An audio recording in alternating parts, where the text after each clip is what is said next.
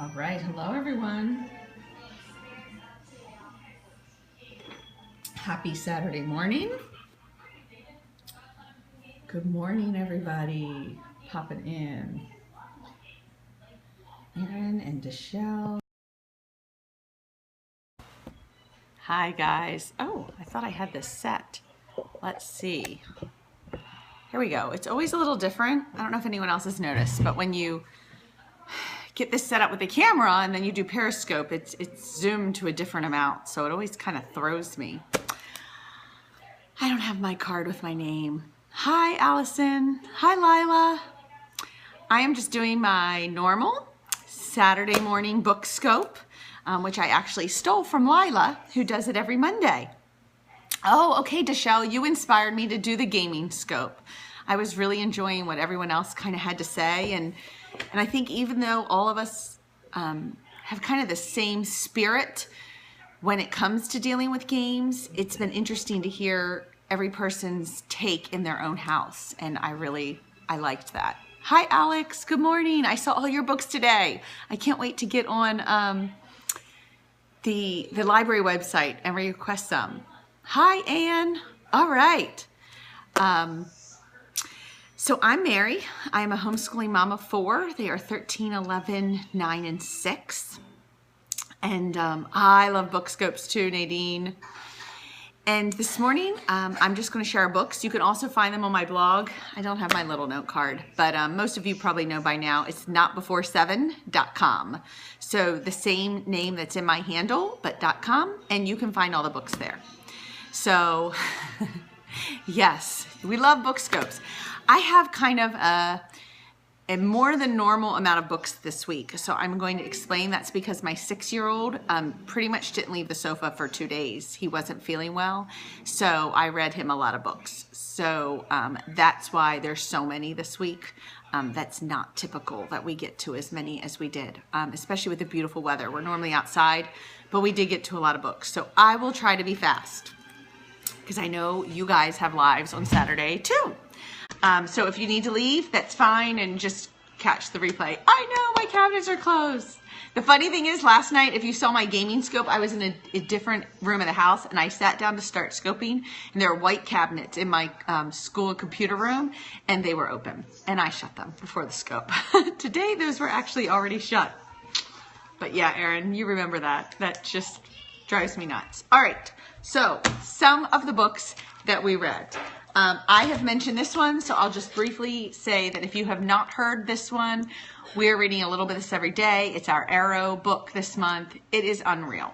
And what I will add, because this has brought up so many good topics, we go to the museum this Thursday at the military base, and we watched The Help yesterday. And Alex, I don't know if you got to watch it with your daughter, but my kids liked it. It was a little harder than Remember the Titans because it's more conversational.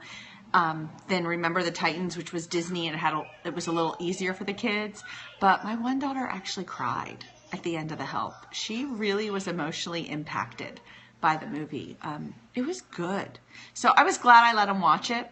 But just so you all know, in the movie The Help, because it is PG-13, it's got language. That's the main reason. And there is a scene where the woman has it wasn't on Netflix. It was on Amazon Prime. I had to pay the $4 or $3 to rent it on Amazon Prime.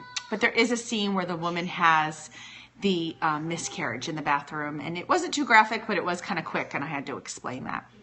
It's 10 books, so it's 10 months of books.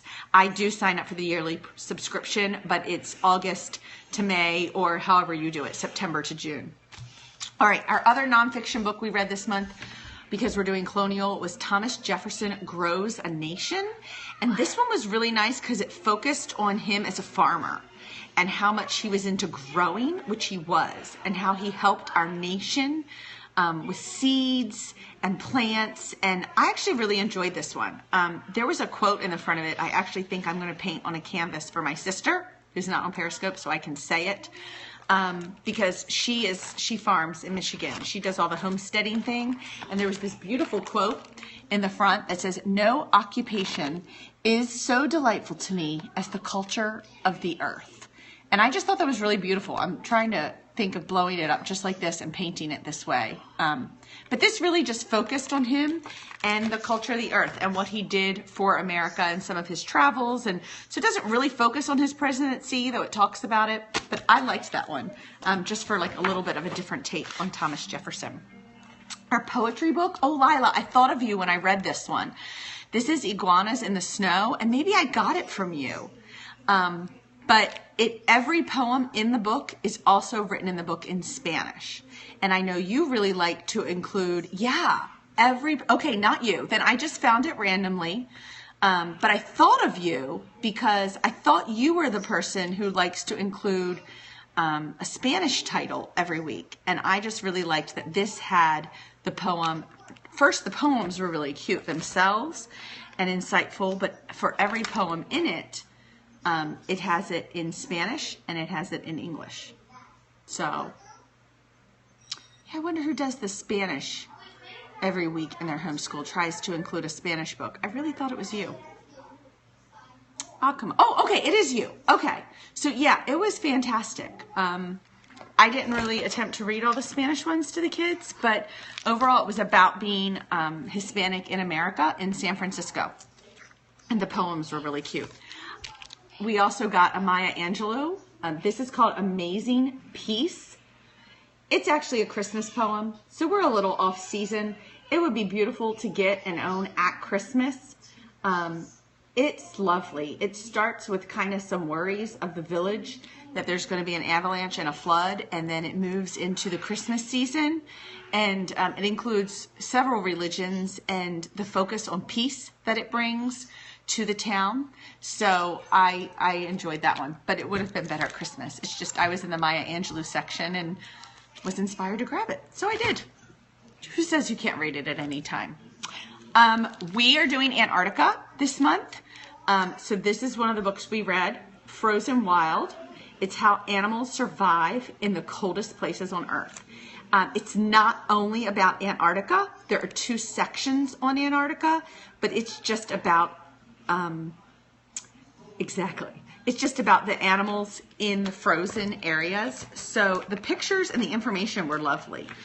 Some of these fold out, so I was going to show you. So this was all about the beavers. And then how they make, the river otters. That looked funny for a minute. And then you could pull it out, and it had these fantastic illustrations. You know what? We might have watched it. Right now we're watching Frozen Planet, and that's been pretty cool on Netflix. And then our IMAX here downtown just got Antarctica 3D. So we're going to go see that too. And that's a documentary. So I'll have to see what else is on Netflix. Type in Antarctica. But this was Frozen Wild, and the illustrations are beautiful, and the descriptions, and it just talks about what nature has given the animals to survive in the cold weather. So this was a good one. I was happy with that one. Some of the next ones, let me just do my chapter book real quick. I don't know if you guys have heard of this series. Yeah, definitely. It's really good. 8 Below is fun. Oh, good. I'm going to have to watch the replays and get all these comments. These are fantastic. The great illustrated classics for your kids transitioning into chapter books, because it's an adaptation of the classics and there is an illustration on every page. So I own tons of these. I grab them every time I see them. So as they're transitioning out of like picture books, it's still giving them pictures and the words are nice and big.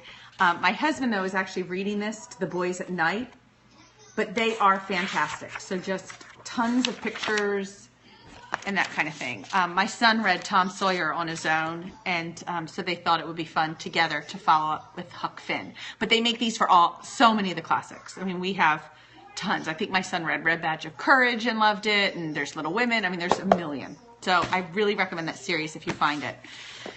All right, this one, it was cute enough. Just a winter fun book, all you need for a snowman. And it was just the kids building a snowman together, and they gather up everything. It was okay. You know, if your library has it, it was a fun read. A classic for winter.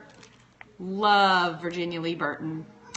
Love Katie and the Big Snow. This is the same author who did Mike Mulligan and the Steam Shovel, another really classic favorite. You guys probably all know about this one, but it was just fun to read with my 6-year-old. I had not read it with him.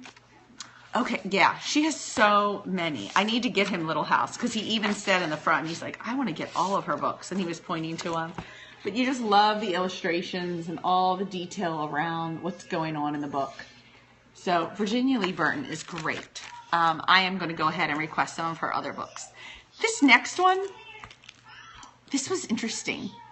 Again, not one I necessarily would own, but our library had it, and it's about suddenly the moon. A kid wakes up and the moon is in his backyard, which obviously has some size issues.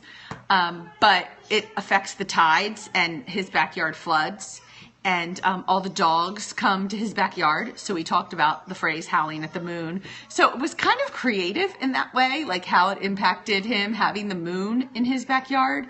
But then they put the moon in the truck and they drive it to the mountains and it stays there and it's back up in the sky. So it was interesting. Like, I'm not suggesting, that I'd purchase it and have it here, because it's pretty scientifically inaccurate. But that's okay. It's kind of fun. Oh, and the whole town is really sleepy because the moon has moved in to the town. So as he's walking along, the whole town is sleepy. Everyone's kind of like falling. The teacher sends them all home because she's yawning. So yeah, it was a good one for fun. This is one of those books that has no words. The Boy, the Bear, the Baron, and the Bard.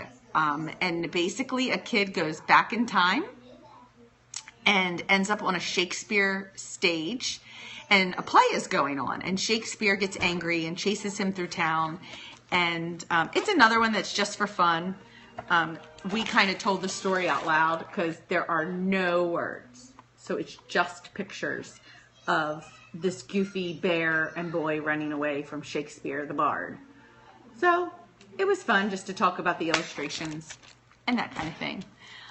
Lemonade in Winter is all about quarters, little math book. Kids are selling lemonade in the middle of winter, and they talk about how many quarters they needed to buy it. It only focuses on quarters. So even though it said a kid's book about counting money, it's really just about counting quarters. Not the most effective one, but definitely had some of it in there. So it was cute going through these. This one was interesting.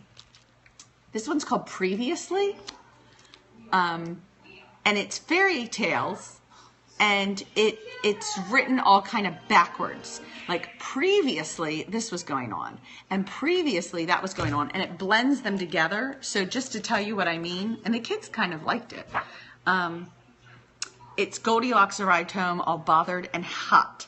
Previously, she had been running like mad in the dark woods. Previously, she had been climbing out of somebody else's window. Previously, she had been sleeping in somebody else's bed. And it kind of goes backwards through the whole story until she's in the dark woods. And it says, previously, she had bumped into a hurtling older boy named, and then it connects it to a different fairy tale, Jack.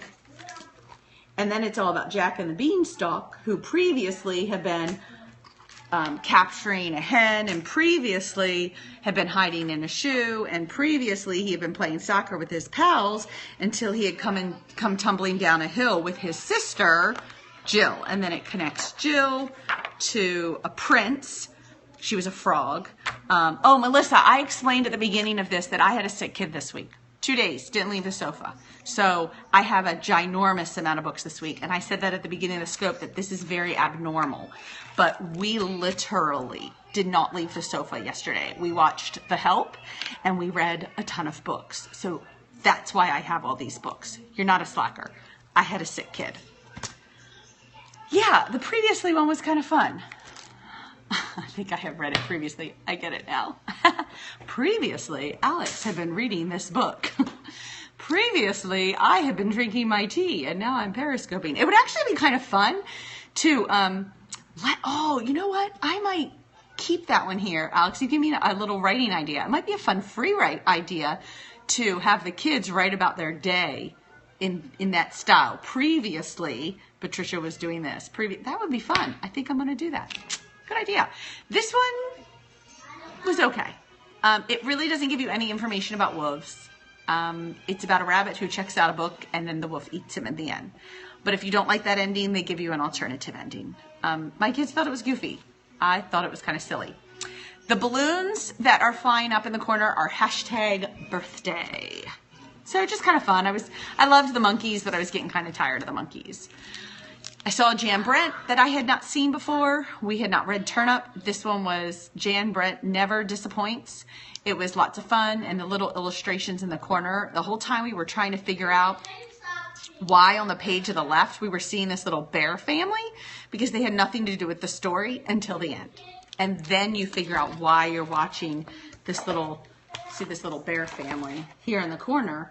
Has nothing to do with the story, but you know that her illustrations here always have to do with the story. So it was kind of fun in the end to figure out why the bear family was there. So another great book.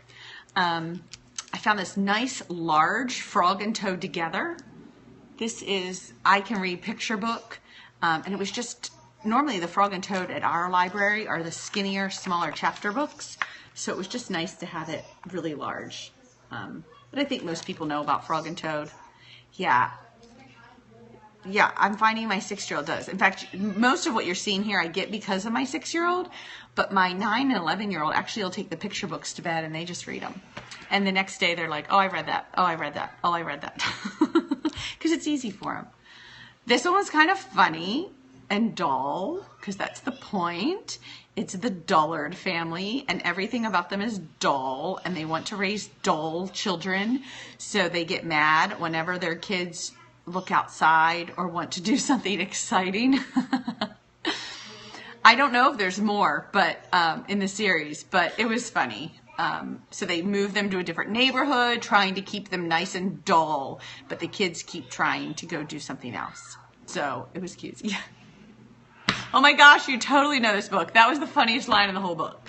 Please stop using exclamation points in front of our children. Yeah, that was a good one. So the Dullards is funny. And Lenny and Lucy, I think, Lila, I maybe got this from you. I think it was somebody who did a book scope one time. Oh my gosh, Erin, that's so funny. Okay, it wasn't. I give you all the credit, Lila, because I watch your book scope all the time and get so many books. Okay, so the Dullards. I'll put that back up there. Everyone's loving the Dullards. So this is the book we're just talking about that everyone loves. So in case you missed that one, that was the previous book, Meet the Dullards, and it was funny.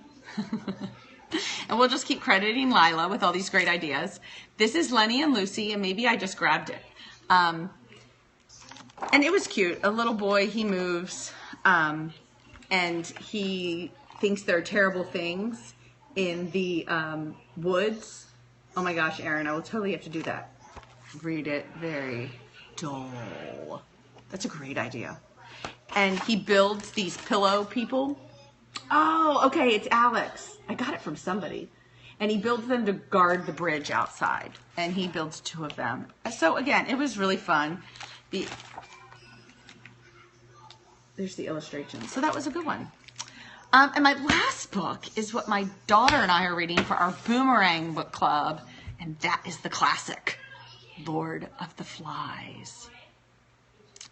Yes, Lenny and Lucy is a very sweet book, Alex. Lord of the Flies is not very sweet. It's what's funny about the comments lagging a little, is that I get the comment when I've held up the next book, and it was just kind of funny, because there is nothing sweet about Lord of the Flies. Yeah, I like this cover too. It's different. This was not the one I have read. So I am getting ready. We have book club Friday night. So I have already gotten myself a conch shell. No one will speak at book club unless they are holding the conch. And I'm thinking we're going to have a little bit of a bonfire if the rain cooperates. And I may or may not have some more paint on my face. I haven't decided about that yet, how into character I want to get. And it'll be fun because it's a group of girls that I have read the book with. So we will not be roasting a pig. It's my oldest, my 7th grader, middle schooler. She's 13, and she's reading it. It's all 7th and 8th grade girls. Definitely middle school book. I mean, really, you could read this in high school and get a lot out of it. The descriptions are amazing. I'm pretty sure a lot of it is going over her head. Oh, that's interesting. You know, you can never predict what the kids will like it. Erin, my daughter does not particularly care for it. I think one of the other girls is really into it and loves it. So I think it's one of those things, like somebody just said their 14-year-old son, they thought he would love it and he didn't. So I think it's hard to predict.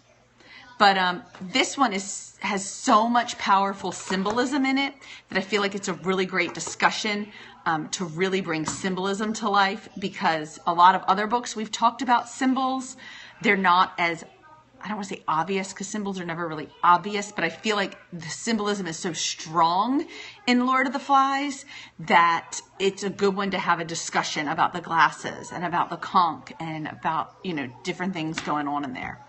Admittedly, I also have 3 guides on Lord of the Flies, Cliff Notes and Blooms, and another one sitting here to help me with understanding all that is in this book. But yeah, really strong symbolism. So that was our week in books. It's on the blog if you missed anything. Thanks for tuning in, ladies, for a little discussion this morning. And I look forward to everyone else's book scopes. I love to sit with my computer and just request away. So keep bringing them on. That's been a really fun one. So you are welcome. I hope you guys have a great weekend. I actually take Sunday and Monday off of social media in terms of Periscope a bit. So I will see everyone around on Tuesday. Sometimes I watch some replays if I have time, but I try to keep myself off of it. All right. Bye, Melissa. And bye, Alex. I will see you guys. Have a great weekend.